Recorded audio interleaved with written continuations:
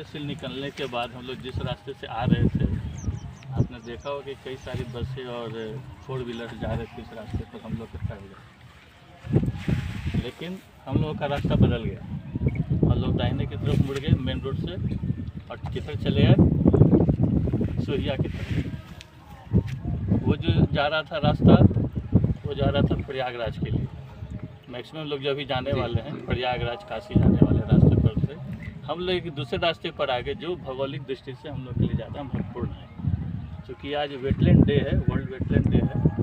और पहली बार ये 1971 में मनाया गया था, तो उसके बाद से लगातार मनाया जा रहा है। आप सभी ने इसके बारे में पढ़ा होगा कि वेटलैंड क्या है। बहुत ज़्यादा जानकारी तो नहीं देना है क्योंकि आपके सीनियर स्टूडेंट हैं, लेकिन वेटलैंड कहते किसको हैं तो थोड़ा सा बैकग्राउंड में हम लोग अगर चले जाएँ तो इस धरातल पर 2 ही तरह का इकोसिस्टम है मेजर। एक है आपका टेरेस्ट्रियल इकोसिस्टम और दूसरा है एक्वेटिक इकोसिस्टम। टेरेस्ट्रियल इकोसिस्टम कहते हैं जो स्थल से जुड़ा हुआ है, और एक्वेटिक है जो पानी से जुड़ा हुआ है इकोसिस्टम। अब हम लोग पानी के लिए चूँकि आ रहे हैं, नज़दीक में आ रहे हैं, तो पानी में भी 2 तरह का इकोसिस्टम है। एक होता है, इसको कहते हैं फ्रेश वाटर इकोसिस्टम, और दूसरा है साल्ट वाटर इकोसिस्टम।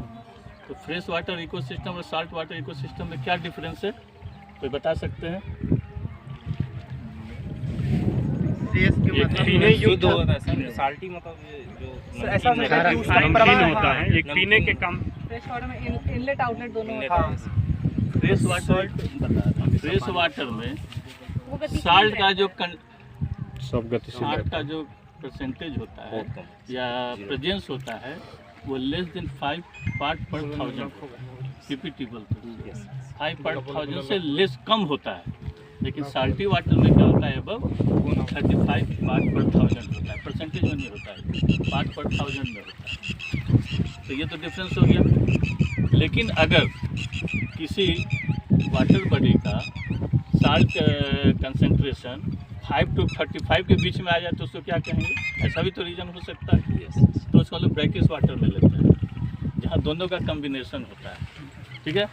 अब जो हमारा वाटर बॉडी है वो भी 2 तरह का होता है।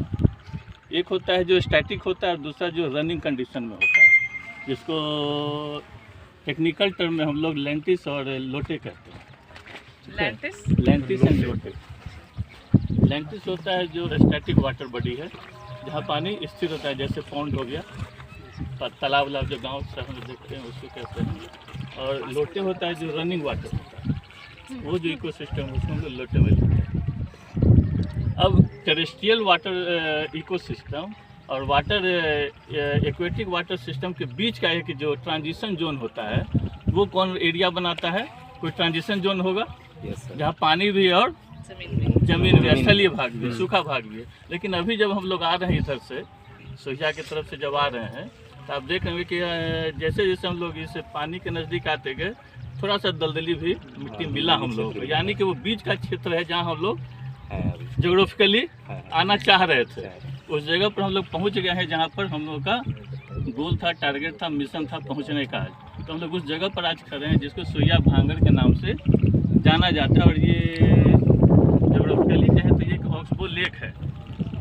ऑक्सबो लेक का मतलब समझ रहे हैं? गोखुर झील छोड़ा हुआ मार्ग किसका? गंगा नदी का। नदी पहले ये भाग किसका रहा होगा? गंगा नदी का ही पार्ट रहा होगा। लेकिन जैसे जैसे ये अपना मार्ग छोड़ती गई, परिवर्तित करती गई, तो ये भाग जो हो गया क्या हो गया? अलग हो गया। परमानेंटली ये अलग हो गया। जब परमानेंटली ये अलग हो जाता है तब ये एक लेक के रूप में दिखता है। आज तो इसमें पानी बहुत कम दिख रहा है, लेकिन आप देख रहे हैं कि इसमें क्या दिख रहा है आपको? कुछ ग्रासलैंड टाइप से छोटा छोटा घास दिख रहा है, लेकिन इसमें क्या है? बहुत बड़ा बड़ा ट्री नहीं दिख रहा है। ठीक है। तो वेटलैंड जो होता है वो भी 3-4 तरह का होता है। ठीक है। अब इसमें भी 2 तरह का, एक जो आपका जैसे ईस्चराइन वेटलैंड हो गया। ईस्चरी समझते हैं जहाँ पर नदी सार्वत्रिक रूप में समुद्र से मिलती है और डेल्टा का निर्माण नहीं कर पाती है, उसका जो एरिया होता है जहाँ पर इस तरह का वेटलैंड डेवलप होता है उसको ईस्चरी वेटलैंड कहते हैं। एक होता है मार्शी लैंड। हम लोग अभी जहाँ खड़े हैं दलदली क्षेत्र मार्शी लैंड भी है, स्वाम्पी वेटलैंड भी होता है। मिलता जुलता वर्ड है दोनों का हिंदी दलदल ही है।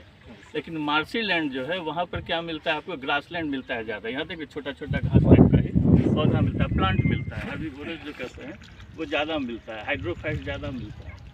और ये जो हमारा स्वाम्पी एरिया होता है उसमें ट्री ज़्यादा मिलता है, जिसको हम लोग एग्जाम्पल में ले सकते हैं सुंदरवन का, हो सकता है मैंग्रो वन। तो वहाँ पर सुंदर वृक्ष भी है, ट्री है, पढ़े भी है, जानते भी हैं।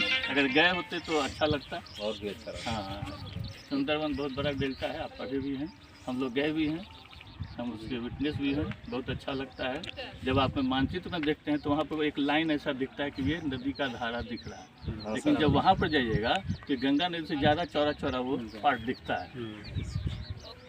पानी जो है यहाँ पर पानी नहीं होगा गंगा नदी में, लेकिन वहाँ तो मैक्सिमम पानी, क्योंकि सारा पानी वहीं जा रहा है एटलास, सबको तो वहीं जाना है।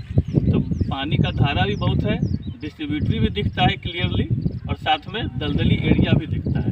इसलिए वहाँ पर एक टाइगर रिजर्व भी डेवलप है, नहीं सुंदरवन में, हाँ वहाँ पर एक टाइगर रिजर्व भी डेवलप है।